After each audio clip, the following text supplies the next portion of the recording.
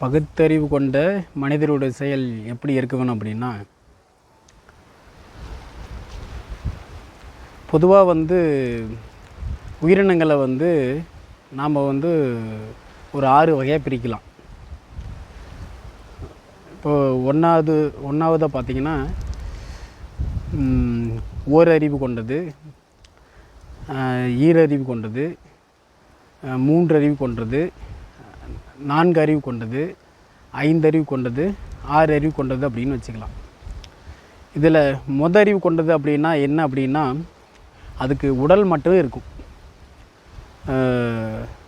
அதுக்கு வேறு எதுவும் இருக்காது. வேறு என்ன இருக்காது அப்படின்னா, வாய், மூக்கு, கண், காது இது மாதிரிலாம் எதுவும் இருக்காது.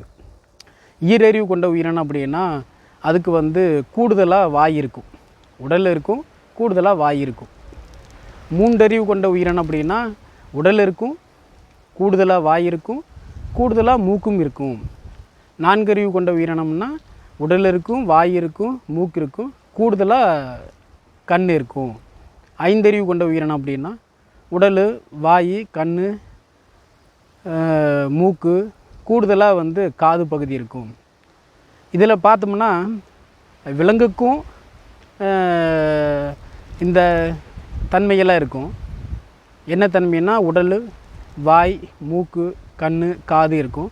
அதே மாதிரி மனிதருக்கும் அதெல்லாம் இருக்கும். அப்படின்னா இந்த இடத்துல நாம் விலங்கையும் மனிதரையும் மட்டும் நம்ம இந்த இடத்துல பார்க்கலாம். ஏன் அப்படின்னா, விலங்குக்கும் அந்த புலன்கள் எல்லாம் இருக்குது, மனிதனுக்கு அந்த புலன்கள்லாம் இருக்கும். அப்படின்னா விலங்குக்கும் மனிதனுக்கு என்ன வித்தியாசம் அப்படின்னா, பொதுவாக பகுத்தறிவின் தன்மையை விலங்குகிட்ட பார்ப்பது அரிது, மனிதர்கள்ட்ட உறுதியாக பகுத்தறிவின் தன்மையை பார்க்கலாம்.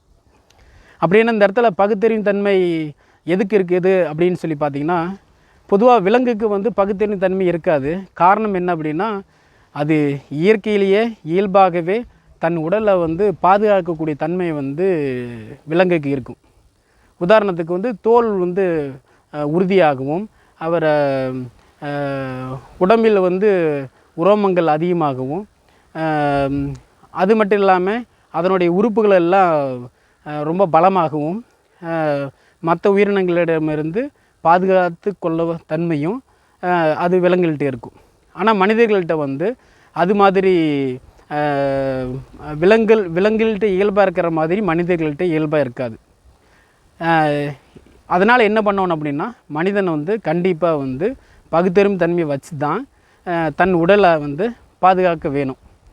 அந்த உடலை பாதுகாக்கிறதுல இந்த இடத்துல உடல் மட்டும் பார்க்குறோமா அப்படின்னா, அது மட்டும் இல்லாமல் மனசு, எண்ணம், சிந்தனை, செயல் இது எல்லாத்தையுமே பகுத்தறிஞ்சு பார்த்து மனிதனுடைய செயல்பாடு இருக்க வேணும் அப்படிங்கிற பார்வையில் நான் பார்க்குறேன்.